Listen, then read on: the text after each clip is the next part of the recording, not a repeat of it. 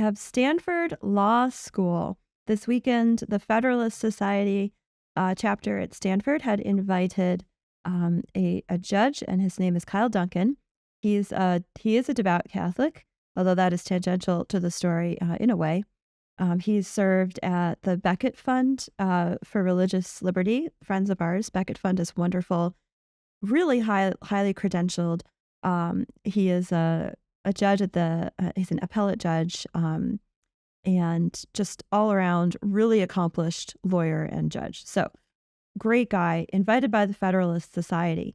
So the word got out around Stanford, and what's becoming clear now is that the Dean of Diversity, Equity, and Inclusion, Associate Dean Tyrion Steinbeck, actually helped to foment this heckler protest that was brought up. So the video for this is just astonishing.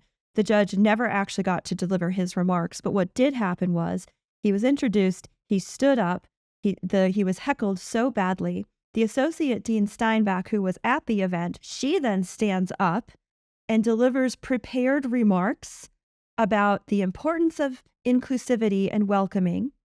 She informed the judge, she got the students calmed down. This was clearly staged. She gets all the students calmed down enough for her to give her remarks, in which she lectures the judge about how welcoming Stanford is, in spite of the fact that he is a threat.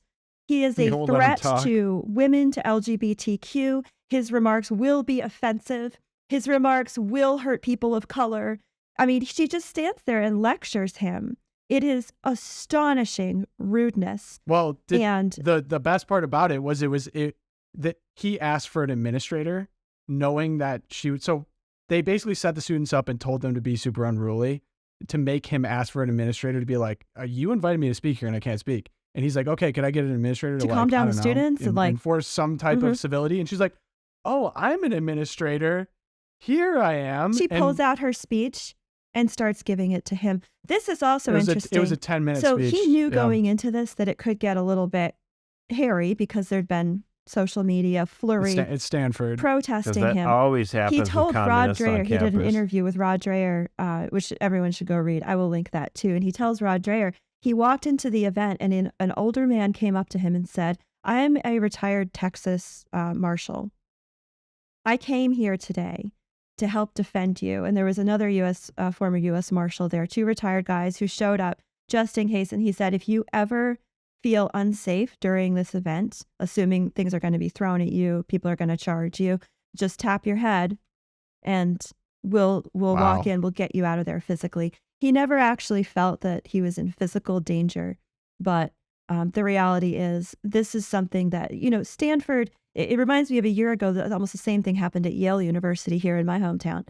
And the idea, this is everything that is the opposite of what people preparing to be the best in the legal profession. They are preparing to be Supreme Court justices, presidents, senators. Yeah. They're the supposed future of the United States. The idea that they can't even bear to listen to a measured, prepared speech that they disagree with. An accomplished judge. They can't even bear to listen to it, that he shouldn't have a voice, is very frightening. Ask yourself this, Erica. I got a question for you. So if Sonia Sotomayor and Ketanji Jackson Brown were not currently actually on the Supreme Court, but they were in attendance, would they have stood up for Judge Kyle Duncan I tremble to speculate, Josh. I'm not going to speculate. I would hope so, but based on their rulings, maybe you'll be able to ask so. Those two because maybe Kyle will be able to ask those two because I figure by now Kyle Duncan has risen near the top of the list for the next Republican president to choose a Supreme Court nominee. I mean, they pull these shenanigans, and that's what's going to happen. People remember, what happened? Dianne Feinstein starts attacking Amy Barrett, because the dogma lives in you. Yep. And it's like, oh, okay, maybe we'll put her on the Supreme Court. So I actually got kind of deep in that story too, because it's just so intriguing to me. And it gets juicier too. So after that prepared remarks, nonsense speech, she basically was like, all right, and now this is the part of the protest where some people walk out and then some people stay to make them uncomfortable. And so as people were walking out, they were hurling things at him, like calling him scum, saying that he's like a murderer, essentially. Like the word scum was used a few times. And he, to his credit, totally maintained composure. And then at the end of it, there's someone in the back. Good for him, but I would have let him have someone it. was holding up an upside down Trans Lives Matter sign, and he's like, your sign's upside down. Like, he's just like, these people are so dumb. Yeah. Okay, so anyway, he gives his remarks. He doesn't give his remarks. He didn't get to. Or sorry, he didn't get to give his remarks. But then the next day, the person who was like a higher up at Stanford, they were mad. These students were mad this was even allowed to happen. And so they all dressed in black and created a human chain between her office and the door to her classroom as an intimidation right. Well, she tactic. had issued. It was actually the dean who issued an apology, a formal apology to Judge Duncan. She issues an apology, and it wasn't like, blaming the student. It was just saying, "We're sorry this happened." Blah blah. It was very vanilla. So she gets this silent treatment, like you said. The students all line up in black with masks over their face and stare silently at her as she walks from her classroom back to her office. And there were like 5 other students in her class who wouldn't participate in the black stare down lineup, and they followed her out. And the students, you have to read their reaction. They just felt it's chilling, threatened in this kind of behavior. That's like academic terrorist behavior. It is academic terrorism. And these people are the future of the legal profession, and they're acting like toddlers or like juveniles. Like, this is like stuff people should be kicked out of school for. Like and yet Stanford has no spine. They must endorse it. I wanted to kind of end with this statement from Judge Duncan himself, and he's talking about his experience here.